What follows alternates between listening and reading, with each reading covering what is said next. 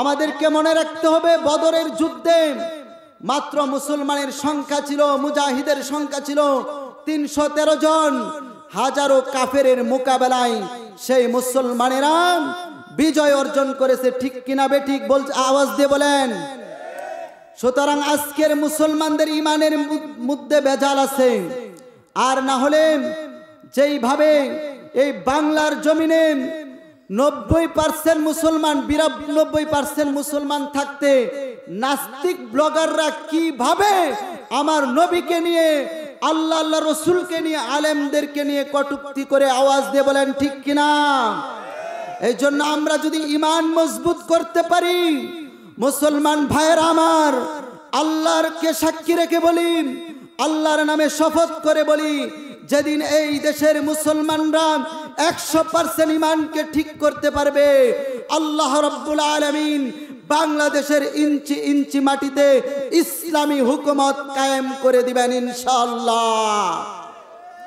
আমরা যদি ইসলামী হুকুমত কায়েম করতে চাই, আমাদেরকে ইমান ঠিক করতে হবে। ইমান যদি ঠিক না থাকে, আসল যদি না থাকে, ইমান হলো আসল, ইমান যদি ঠিক না থাকে, যত আমল করি কোনো লাভ নাই, যত আমল করি কোনো লাভ নাই। নামাজ পড়তে পড়তে কপালে দাগ, এরকম দাগ হয়ে গেছে, হাঁটুতে দাগ হয়ে গেছে। কয় লোকটা যেই নামাজ পড়ে রে, বিরাট নামাজি, কিন্তু আসলে ইমান নাই। নাউজুবিল্লাহ বলেন। নামাজি কিন্তু ইমান নাই। আমি কোরআন দিয়ে আপনাদেরকে বুঝাই দিব সংক্ষিপ্ত সময়ে। ইবলিস শয়তান, আপনাদেরকে একটা প্রশ্ন করি, উত্তর দিবেন। শয়তান ইবলিস আপনারা সকলে জানেন রইসুল মালাইকা। আপনার চাইতে আমার চাইতে কি ইবাদত কম করছেন না বেশি করছিল? পৃথিবীর এমন কোন জায়গা নাই যেখানে তার সে সেজদা করে নাই। আল্লাহ একটা হুকুম অমান্য করার কারণে আল্লাহ পাক বলেন, কিরে শয়তান, আমার হুকুম যে মানলে না? শয়তানে যুক্তি দেয়, খালাকতানি মিন নারি ওয়া খালাকতাহু মিন তিন। আল্লাহ আমাকে বানাইছো আগুন দিয়া, আর আদমকে বানাইছো মাটি দিয়া। আগুনের কাজ হলো উপরে ওঠা, মাটির কাজ তো নিচে থাকা। যুক্তি বলে, আমি কেন আদমকে সেজদা করব? প্রয়োজনে আদম আমাকে সেজদা করুক। আল্লাহ বলেন, কিরে ইবলিস, শয়তান, তোর এত বড় সাহস যে আমি আল্লাহ তোকে বানাইলাম, আমার হুকুমকে তুই অমান্য করলেন। ইন্নাকা মারদুদ, আজকে থেকে তুই বিতাড়িত। শয়তান অভিশপ্ত, লাঞ্ছিত। মুহতারাম হাজিরিন, মুসলমান ভাইরা রে আমার, আজকে আমরা 92% মুসলমান থাকা সত্ত্বেও ইসলামী হুকুমত বাংলার জমিনে কায়েম হয়ে যাক, এতটুকু আশা আমরা করতে পারি না। কেন রে ভাই? এর একটাই মাত্র কারণ, আমাদের দিলের সাথে জবান ঠিক নাই, আমাদের ইমান এখনো ঠিক হয় নাই। আল্লাহর নামে শপথ করে বলি, যেদিন এই দেশের প্রত্যেকটা মুসলমানের ইমান ঠিক হয়ে যাবে, ওই দিন বাংলাদেশের জমিনে ইসলামী হুকুমত কায়েম হয়ে যাবে। আমার নবীকে বলেন, আল্লাহ তাআলা কোরআনে পাকের মধ্যে আয়াত নাযিল করে বলেন, ওয়ালাকাদ উহিয়া ইলাইকা ওয়া ইলাল্লাযীনা মিন ক্বাবলিকা লাইন আশরাকতা লায়াহবাতান্না আমালুকা ওয়া লাতাকুনান্না মিনাল খাসিরিন। সূরা জুমার 65 নম্বর আয়াত। আল্লাহ পাক বলেন, ওগো নবীজি, আপনার কাছে নির্দেশ পাঠানো হয়েছে, আপনার পূর্বে যত আম্বিয়া কেরাম ছিল, নবী ছিল, তাদের কাছেও নির্দেশ পাঠানো হয়েছে, যদি কেউ ইমানের ক্ষেত্রে আল্লাহর সাথে, আল্লাহর ওয়াহদানিয়তের সাথে যদি কেউ সামান্য পরিমাণ শিরিক করে, সাথে সাথে লা ইয়াহবাতান্না আমালুকা, সাথে সাথে সমস্ত আমল বাতিল হয়ে যাবে। ওয়ালা তাকুনান্না মিনাল খাসিরিন, এবং নবী আপনিও যদি শিরিক করেন, আপনিও ক্ষতিগ্রস্তদের মধ্যে হয়ে যাবেন। আর যদি অন্য কেউ যদি শিরিক করে, যেই শিরিক করুক না কেন, সে চূড়ান্ত ক্ষতিগ্রস্তদের মধ্যে অন্তর্ভুক্ত হয়ে যাবে। নাউজুবিল্লাহ। এই জন্য মোহতারাম ভাইরা আমার, মুসলমান ভাইরা আমার, জন্মসূত্রে আমরা মুসলমান দাবি করি, কিন্তু আল্লাহ পাকের কাছে একটা আসমানি জগতে একটা ডায়েরি আছে। ওই ডায়েরির মধ্যে আমার নামটা মুসলমানের কাতারে আছে কি নাই একটু আমাকে যাচাই করতে হবে কোরআন এবং হাদিস দিয়ে। সূরাতুল মাইদা ৭২ নম্বর আয়াতে আল্লাহ রাব্বুল আলামিন বলেন, ইন্নাহু মান ইউশরিক বিল্লাহি ফাকাদ হারামাল্লাহু আলাইহিল জান্নাতা ওয়া মাওয়াহুন নার। নিশ্চয়ই যে ব্যক্তি আল্লাহর সাথে শিরিক করবে তার জন্য জান্নাত হারাম হয়ে যাবে এবং তার ঠিকানা হলো জাহান্নাম। বলেন নাউজুবিল্লাহ।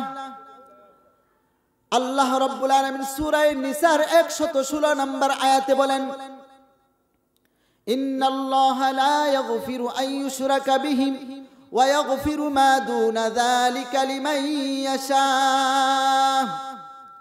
নিশ্চয়ই আল্লাহ রাব্বুল আলামিন শিরিক যে ব্যক্তি করবে তার গুনাহ কখনো ক্ষমা করবেন না।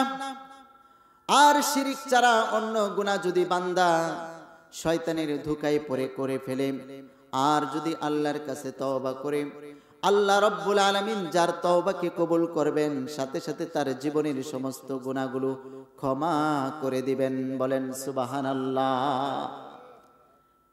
এই জন্য মুসলমান ভাইরা আমার, আমরা ঈমান আনছি ঠিক, ঈমান যদি কবর পর্যন্ত নিয়ে যাইতে পারি, আসহাবুল জান্নাহ, আল্লাহ রাব্বুল আলামিন ঘোষণা দিবেন তুমি জান্নাতি হয়ে গেছো। সুবহানাল্লাহ।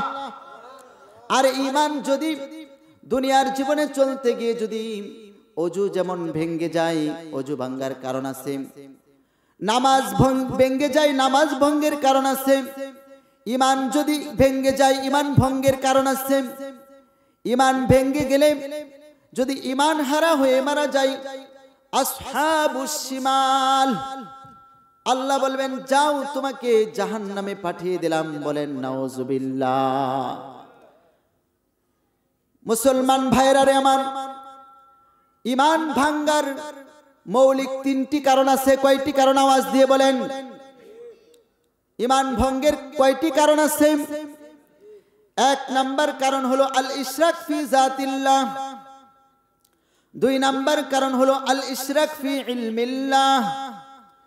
৩ নাম্বার কারণ হলো আল ইশরাক ফি কুদরাতিল্লাহ। আল ইশরাক ফি জাতিল্লাহ, আল্লাহর জাতের সাথে যারা শিরিক করে তাদেরকে বলা হয় কাফের। যেমন মূর্তি পূজারী, প্রকাশ্যে মূর্তি পূজা করে, এদেরকে কি বলা হয়? আওয়াজ দিয়ে বলেন কি বলা হয়? এই কাফেরদেরকে বিনা হিসেবে জাহান্নাম। আল্লাহ রাব্বুল আলামিন সূরাতুল বাকারার ১৬১ এবং ৬২ নম্বর আয়াতে বলেন, ইন্নাল্লাযীনা কাফারু ওয়া মাতু ওয়া হুম কুফফার উলাইকা আলাইহিম লা'নাতুল্লাহি ওয়াল মালাইকাতি ওয়ান নাসি আজমাইন খালিদিনা ফিহা লা ইউখাফফাফু আনহুমুল আযাবু ওয়া লা হুম ইউনজারুন। নিশ্চয় যারা কাফের, যারা কুফরি করেছে এবং কুফরি অবস্থায় ইন্তেকাল করেছে, মারা গিয়েছে, লা'নাতুল্লাহ, আল্লাহর লানত তার উপর, ওয়াল মালাইকাতি, ফেরেশতাগণের লানত, ওয়ান নাসি আজমাইন, সমস্ত মানুষের লানত তাদের উপরে, জাহান্নামের মধ্যে চিরকাল থাকবে, তাদের আযাবের মধ্যে কোনো কমতি করা হবে না। বলেন নাউজুবিল্লাহ। আল ইশরাক ফি জাতিল্লাহ, যেমন হিন্দুরা, খ্রিস্টানরা সরাসরি আল্লাহর জাতের সাথে যারা মূর্তি পূজা করে, শিরিক করে, ঠিক কিনা বলেন? ভাস্কর্য এবং মূর্তি একই জিনিস, কোনো পার্থক্য নাই। আল্লামা মামুনুল হক সাহেব, আপনারা জানেন, ভাস্কর্যের বিরোধিতা করার কারণে ওই বেঈমান নাস্তিকরা, ইসলামের দুশমনরা শাইখুল হাদিস ইবনে শাইখুল হাদিস আল্লামা মামুনুল হক সাহেবকে জেলের মধ্যে ভরে বছরের পর বছর নির্যাতন করেছে, কষ্ট দিয়েছে, ঠিক কিনা বলেন?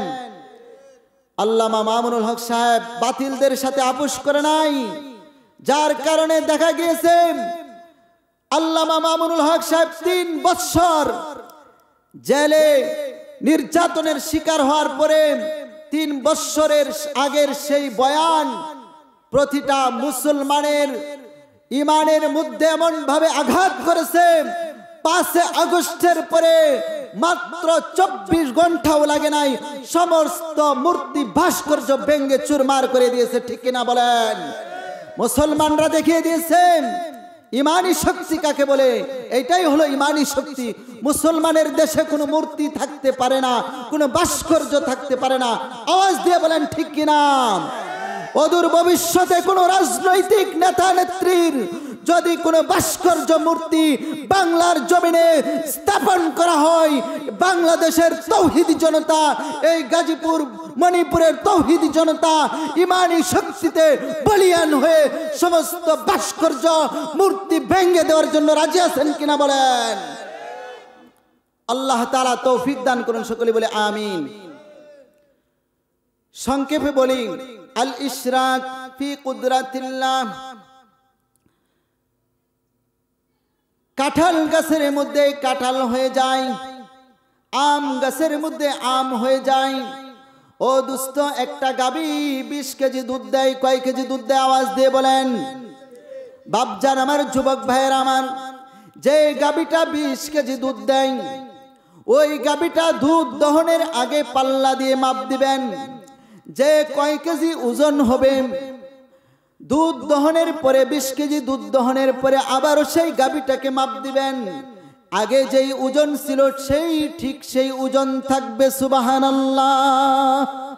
এটাকে বলা হয় আল্লাহর কুদরত।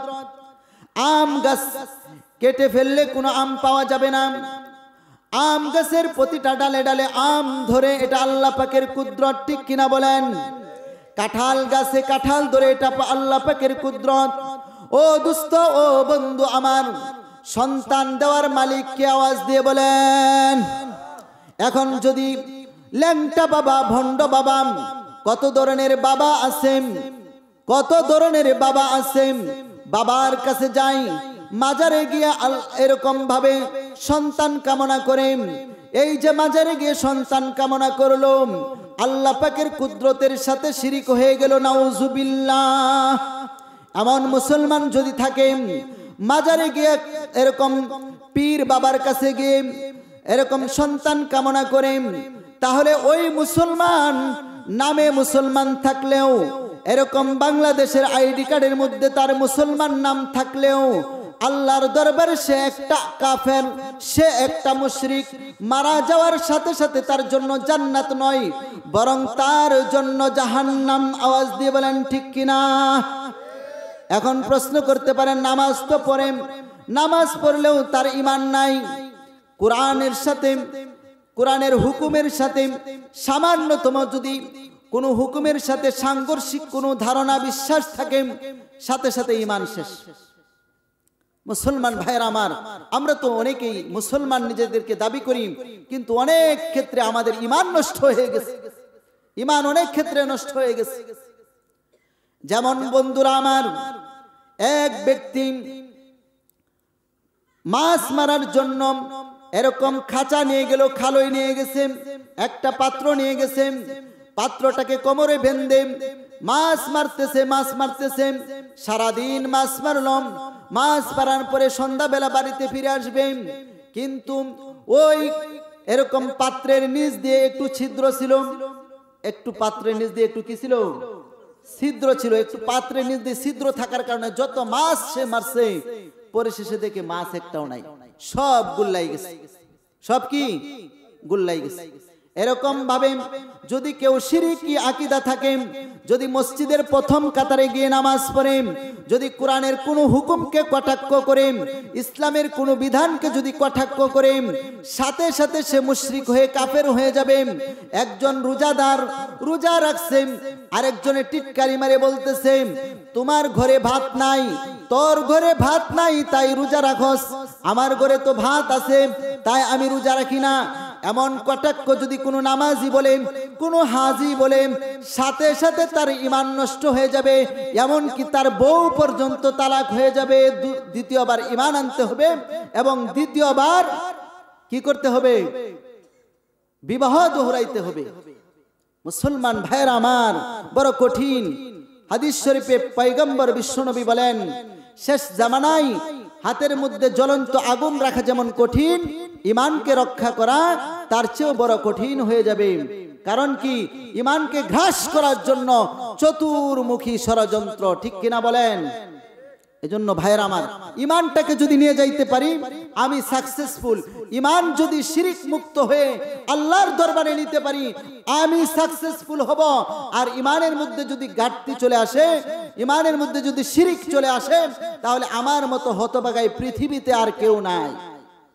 এজন্য আলাইকুম বিমুজালাসাতিল উলামা, আশেপাশে যত মসজিদের আইম্মায়ে কেরাম আছেন, উলামায়ে কেরাম আছেন, তাদের সাথে সোহবত রাখবেন, তাদের সাথে পরামর্শ করবেন, কোনোভাবেই যেন আপনার ঈমানটা যেন নষ্ট না হয়।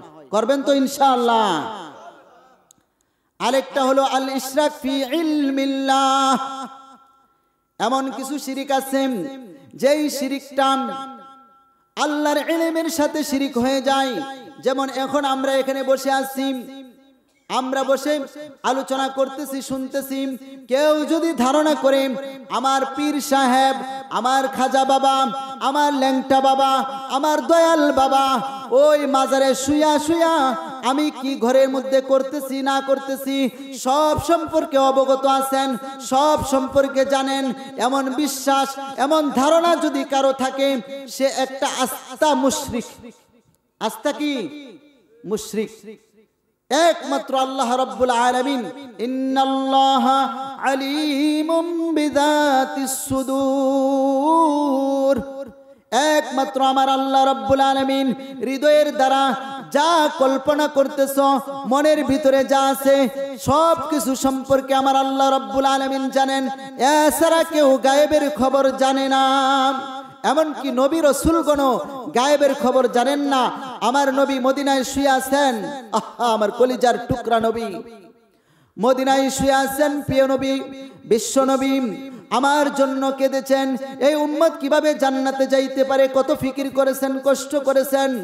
তায়েফের ময়দানে রক্তাক্ত হয়েছেন, নবীজি সাজদায় গিয়েছেন। আবু জাহেলের মতো এরকম বদমাইশেরা নবীজির মাথার উপর এরকম ভাবে উটের ভুঁড়ি এনে দিয়েছে, কত কষ্ট করেছে। ইতিহাস জানেন, হযরতে ফাতেমা রাদিয়াল্লাহু তাআলা আনহা তিনি গেলেন বাইতুল্লাহ, গিয়ে দেখেন নবীজির মাথার মধ্যে এরকম আবু জাহেল উটের ভুঁড়ি এনে দিয়েছে। নাউজুবিল্লাহ। হযরতে মা ফাতেমা রাদিয়াল্লাহু তাআলা আনহা তিনি কাঁদতেছেন, কে আসো গো? আমার বাবার মাথার মধ্যে দেখো ও আবু জাহেল এই বদমাইশেরা উটের ভুঁড়ি এরকম ভাবে দিয়েছে। আমার নবী কি, আমার বাবা কি মারা যাবে? আমার বাবা তো মাথা উঠাইতে পারতেছে না। হযরতে মা ফাতেমা রাদিয়াল্লাহু তাআলা না, ছোট মানুষ কান্না করতেছেন, কান্না করতেছেন, অনেক কষ্ট করে বাবার মাথার উপর থেকে উটের ভুঁড়ি ছড়াইছেন। আমার পয়গম্বর বিশ্বনবী সাল্লাল্লাহু আলাইহি ওয়াসাল্লাম সেখানেও উম্মতের হেদায়েতের জন্য দোয়া করতেছেন। কেমন মায়ের নবী ছিলেন! আহা, আমার নবীও কিন্তু গায়েব জানেন না। আল্লাহর আমরা যখন দুরূদ শরীফ পড়ি, আল্লাহ রাব্বুল আলামিন ফেরেশতা নিযুক্ত করেছেন। ওই ফেরেশতারা নবীজির কাছে একজন ফেরেশতা নাম দিয়ে দেয় যে আব্দুল্লাহ ইবনে আব্দুল্লাহ, মণিপুরের আব্দুল্লাহর ছেলে আব্দুর রহমান আপনার শানে দুরূদ শরীফ পড়েছে, রাসূলের কাছে পৌঁছায় দেন। ফেরেশতারা নিযুক্ত আছেন, বলেন না সুবহানাল্লাহ। এই জন্য ইলমে গায়েবের একমাত্র গায়েবের মালিক আল্লাহ। ওমা তাসকুতু মিন ওয়ারাকাতিন ইল্লা ইয়ালামুহা, গাছের একটি পাতাও পড়ে না, গাছের একটি পাতাও নড়ে না। সব কিছু সম্পর্কে কে জানেন? আওয়াজ দিয়ে বলেন, কে জানেন? আল্লাহ জানেন। কে জানেন বলেন? আমার আল্লাহ সব কিছু জানেন। ও দুস্থ বন্ধুরা আমার, রাতের অন্ধকার রজনীতে ঘরে ঢুকে গিয়েছম। ঘরে ঢুকার পরে দরজা বন্ধ করে দিলাম। দরজা বন্ধ করে দেওয়ার পরে ওই খাতার নিচে, লেপের নিচে শুয়ে শুয়ে কেউ আছে, পড়তেছে সুবহানাল্লাহ, সুবহানাল্লাহ, আলহামদুলিল্লাহ, আল্লাহু আকবার, লা ইলাহা ইল্লাল্লাহ। আর কাঁদতেছে, চোখের কোনা দিয়ে পানি বের হয়ে গেছে। আমার নবীজি বলেন, ওয়াজাকিরুন যাকারাল্লাহ খালিয়ান ফাফাদাত আইনাহু। কম্বলের নিচে শুয়া অন্ধকার রজনীতে ঘরের দরজা লাগাইয়া দিছেন, সেখানে গিয়ে আল্লাহর জিকির করতেছেন।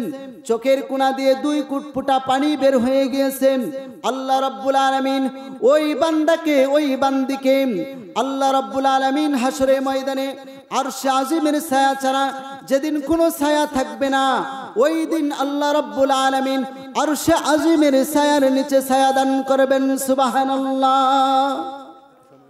আর যদি মুসলমান ভাইয়েরা আমার, আর যদি ওই কম্বলের নিচে শুয়া শুয়া অ্যান্ড্রয়েড মোবাইল ঘরে ঘরে আছে কি নাই? আওয়াজ দিয়ে বলেন, আছে না নাই? অ্যান্ড্রয়েড মোবাইল আছে না নাই? আহা, ঘরের ছেলেরাম, ঘরের মেয়েরাম, ঘরের বায়েরা বোনেরাম, স্বামী স্ত্রী যে কেউ হও না কেন, ও মুসলমান ভাইয়েরা আমার, আল্লাহকে ভয় করো। কাকে ভয় করো? আল্লাহকে ভয় করো। ঘরের সেই অন্ধকার রজনীতে ঘরের ভিতরে একা একা আসো, যদি গুনাহ করো, যদি পর্নোগ্রাফি দেখো, মোবাইলের মাধ্যমে কোনো গুনাহ করো, চোখের কোনো গুনাহ হয়, আল্লাহ রাব্বুল আলামিন কিন্তু তোমাকে ক্ষমা করবেন না। গোপন গুনাহ আমাদেরকে ধ্বংস করে দিতেছে। আর যদি গোপন গুনাহ থেকে বাঁচতে পারি মুসলমান ভাইয়ের আমার, তাহলে মদিনাওয়ালার সাথে আমাদের স্বপ্নে জিয়ারত হয়ে যাবে। সুবহানাল্লাহ। সাহিল সে লাগা দে, साहिल से लगा दे मेरे इश्क का साफीना, आंखों से दिखा दे मुझे मक्का मदीना। সেই সোনার মক্কা মদিনা দেখার জন্য কারা কারা আগ্রহ আছে? ইনশাআল্লাহ হাত উঠায় দেখাই। এই জন্য চোখের গুনাহ থেকে যদি বাবাম, ও যুবক ভাইরা, চোখের গুনাহ থেকে যদি বাঁচতে পারি, আল্লাহ রাব্বুল আলামিন প্রিয় নবী মুহাম্মদুর রাসূলুল্লাহ সাল্লাল্লাহু আলাইহি সাল্লামের সাথে স্বপ্ন যুগে জিয়ারত করায়া দিবেন। আল্লাহ তাআলা আমাদের সবাইকে আমল করার তৌফিক দান করুন। সকলে বলি আমিন। যে আলোচনাগুলো করলাম আমাদের শিরিক মুক্ত ঈমান গঠন করার জন্য, শিরিক মুক্ত ঈমান যেন আমরা নিয়ে যাইতে পারি, সকলের তৈরি আছি তো ইনশাআল্লাহ? আল্লাহ রাব্বুল আলামিন আমাদের সবাইকে শিরিক মুক্ত ঈমান যেন নিয়ে যাইতে পারি, আল্লাহ তাআলা তৌফিক দান করুন। সকলে বলি আমিন।